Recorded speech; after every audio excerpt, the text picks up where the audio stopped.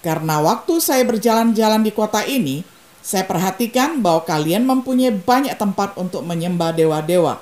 Saya juga melihat tulisan pada salah satu mezbah, kurban untuk dewa yang belum dikenal.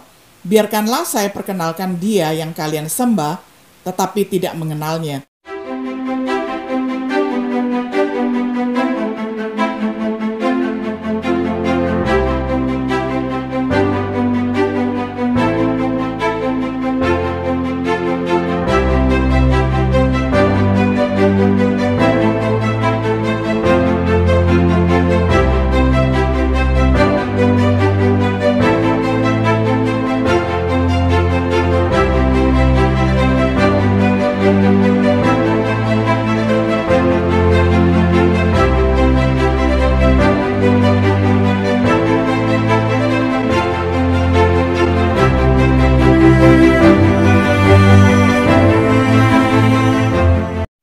Shalom, sahabat Biblika yang dikasihi oleh Tuhan. Sungguh senang kita dapat berjumpa kembali di dalam acara Refleksi Sahabat Biblika. Pada hari ini kita tiba pada episode yang ke-12 di dalam serial pembahasan Kitab Injil Yohanes dengan tema Menyembah dalam Roh dan Kebenaran. Dari Yohanes 4 ayat 20 sampai 24 saya akan bacakan untuk kita semuanya di dalam terjemahan sederhana Indonesia. Nenek moyang kami selalu menyembah Allah di atas gunung itu. Tetapi kalian orang Yahudi berkata setiap orang harus menyembah Allah di Yerusalem. Lalu Yesus menjawab, Ibu percayalah kepada perkataanku ini.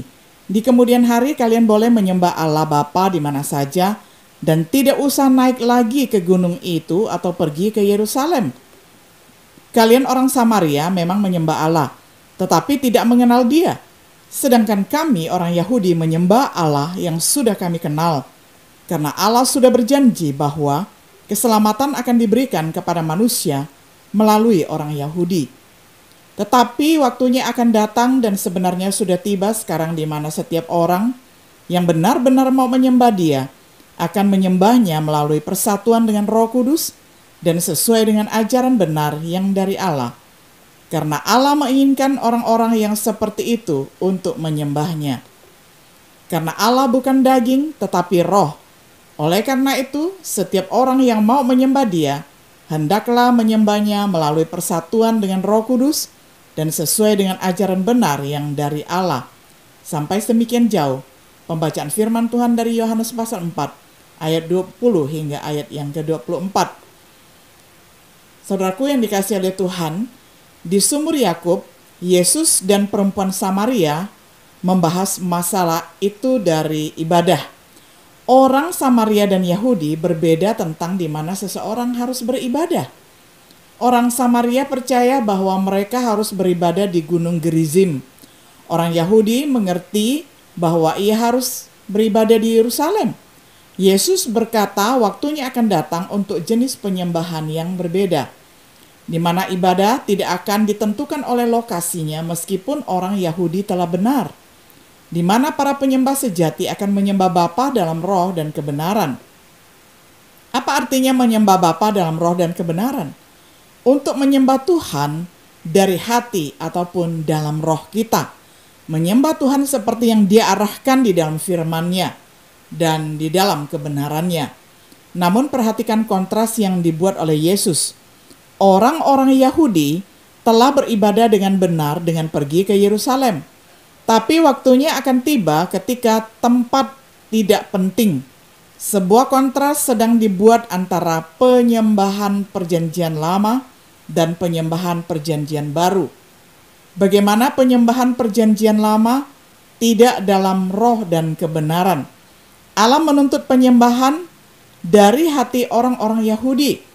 Dan Allah menuntut penyembahan seperti yang diarahkan oleh firman-Nya. Jika dalam roh dan kebenaran tidak berarti dari hati dan harmoni dengan firman Tuhan, lalu apa artinya? Mari kita perhatikan dulu. Yang pertama, menyembah Tuhan dalam roh, sarana untuk menawarkan ibadah di dalam roh.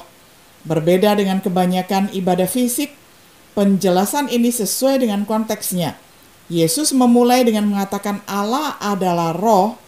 Penyembahan kepada Allah harus dalam roh, yaitu rohani kita. Perhatikan komentar ini. Manusia harus melakukan ibadah yang sesuai dengan natur dan sifat-sifat Tuhan. Karena dia adalah roh, dia harus menerima penyembahan rohani. Sebuah ibadah yang murni, suci, rohani, oleh karena itu adalah seperti dia mencari persembahan jiwa daripada penyembahan formal ataupun penyembahan secara fisik. Dan ibadah itu adalah penghormatan hati daripada hanya ucapan bibir. Bertentangan dengan tata cara duniawi, ibadah perjanjian lama terdiri dari tata cara duniawi ataupun jasmani. Terdiri dari bangunan fisik yakni tabernakel, ada imamat khusus yakni pakaian untuk imam ataupun baju efod, ada dudukan lampu ataupun kandil, lalu ada membakar kemenyan, ada instrumen musik, kemudian ada hari-hari raya khusus. Lalu ada pengorbanan hewan dan makanan, semua yang menarik bagi indera jasmani atau jasmani manusia. Ibadah perjanjian baru lebih diarahkan pada sisi kerohanian manusia. Bait Allah sekarang menjadi rohani, terdiri dari orang-orang Kristen. Semua orang Kristen adalah imam, mempersembahkan korban secara rohani, dan mereka juga memegang mangkuk emas yang penuh dengan kemenyan yang menggambarkan doa-doa umat Allah. Wahyu 5 ayat 8. Musik kita adalah terbuat dari melodi hati, bukan dengan harpa. Perjamuan Tuhan dan juga pengorbanan berupa puji-pujian dan juga pelayanan secara rohani. Penekanannya adalah pada roh manusia, bukan indera fisiknya. Tata cara fisik dari perjanjian lama adalah sampai zaman reformasi, bisa dibaca di dalam Ibrani 9 ayat 9-10, yang terjadi dengan kedatangan perjanjian baru. Seperti yang diwartakan Yesus, penyembahan baru lebih sesuai dengan sifat Tuhan. Karena Tuhan adalah roh, dirancang untuk lebih berhubungan dengan sisi kerohanian manusia.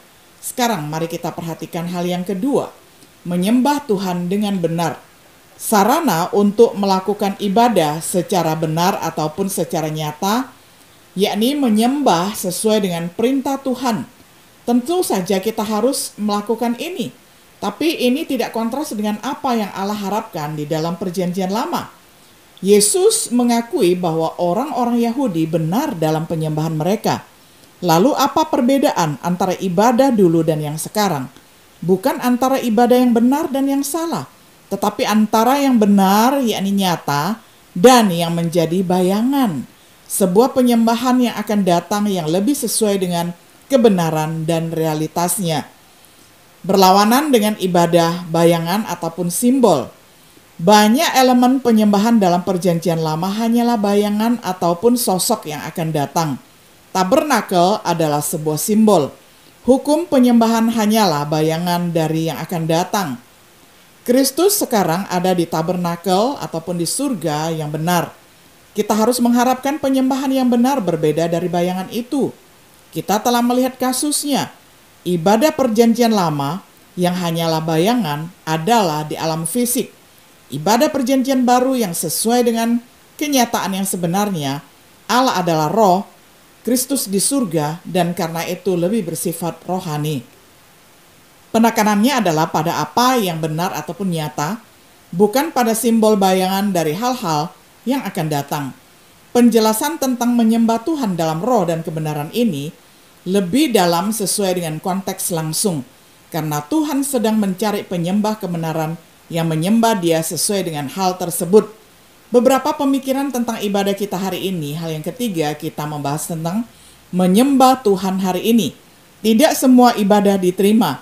Ada penyembahan yang sia-sia berdasarkan tradisi manusia, tetapi mengabaikan perintah Tuhan. Ditawarkan tanpa melibatkan hati atau roh kita. Itu adalah ibadah yang asing. Jadi Paulus berdiri di hadapan sidang Areopagus dan berkata, "Orang-orang Athena, saya melihat dengan jelas bahwa kalian sungguh-sungguh orang beragama. Karena waktu saya berjalan-jalan di kota ini, saya perhatikan bahwa kalian mempunyai banyak tempat untuk menyembah dewa-dewa. Saya juga melihat tulisan pada salah satu mezbah, kurban untuk dewa yang belum dikenal. Biarkanlah saya perkenalkan dia yang kalian sembah, tetapi tidak mengenalnya. Kisah Para Rasul 17 ayat 22-23. Mengabaikan sifat sejati Tuhan, mengabaikan ibadah yang dia kehendaki. Ada kehendak penyembahan, dipaksa berdiri, dipaksa sendiri, bukan yang dikehendaki oleh Allah. Apa yang kita suka, apa yang kita anggap baik, hanya karena kita menyembah Tuhan, bukan berarti dia berkenan atas ibadah kita. Banyak orang menawarkan ibadah duniawi ketika mereka mengajukan banding ke perjanjian lama untuk otoritas mereka tentang bagaimana mereka menyembah. Untuk musik instrumental, membakar kemenyan ataupun dupa, bertepuk tangan dan lain sebagainya, mereka berusaha untuk membenarkan apa yang menarik bagi indera jasmani mereka, bukan bagi rohani. Ketika mereka menawarkan apa yang menarik bagi sifat kedagingan mereka, lebih suka apa yang didasarkan pada pendengarannya, memilih apa yang didasarkan pada perasaannya, berjuang untuk menjadi lebih rohani. Beberapa orang kembali menjadi lebih duniawi, alasan untuk khawatir. Galatia 4 ayat 9-11. Orang yang menyembah Tuhan dengan roh mereka, menurut Matthew Paul, mencari untuk melibatkan roh ataupun pikiran lebih daripada organ tubuh.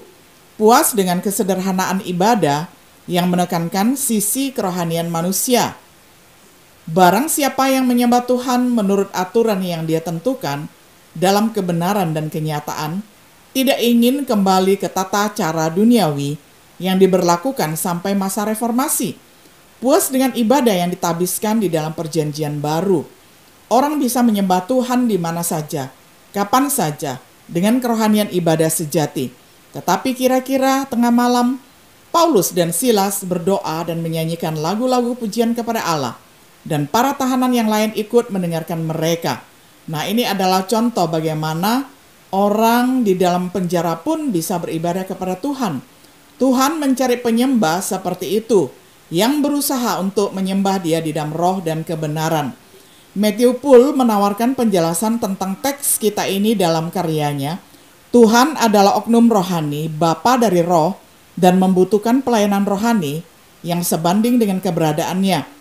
Dan karena itu mereka yang memberi penghormatan ibadah kepadanya harus melakukannya dengan roh mereka dan menurut aturan yang telah dia tetapkan dengan benar dan realitas. Bagaimana kita bisa yakin untuk memberikan ibadah rohani yang benar sehingga dapat diterima oleh Tuhan? Lihatlah perjanjian baru untuk otoritas kita di dalam penyembahan. Ibadah dengan cara yang ditetapkan oleh Kristus dan para rasulnya. Karena Tuhan adalah roh, ibadah kita harus rohani dan tidak terbatas pada tempat-tempat khusus. Penekanannya harus pada rohani, misalnya makna dari kata-kata ataupun firman Tuhan, dan bukan fisik, misalnya penampilan, suara, atau perasaan. Tetapi waktunya akan datang, dan sebenarnya sudah tiba sekarang, di mana setiap orang yang benar-benar mau menyembah dia, akan menyembahnya melalui persatuan dengan Roh Kudus, dan sesuai dengan ajaran benar yang dari Allah. Karena Allah menginginkan orang-orang yang seperti itu untuk menyembahnya. Sahabat Biblika yang dikasihi oleh Tuhan, kita adalah penyembah-penyembah sejati yang berusaha memperkenankan Tuhan dengan menyembahnya di dalam roh dan kebenaran. Kiranya Tuhan Yesus yang menjadi subjek dan juga menjadi objek penyembahan kita, itu boleh memimpin kita dan menyertai kita serta memberkati kita semuanya. Shalom.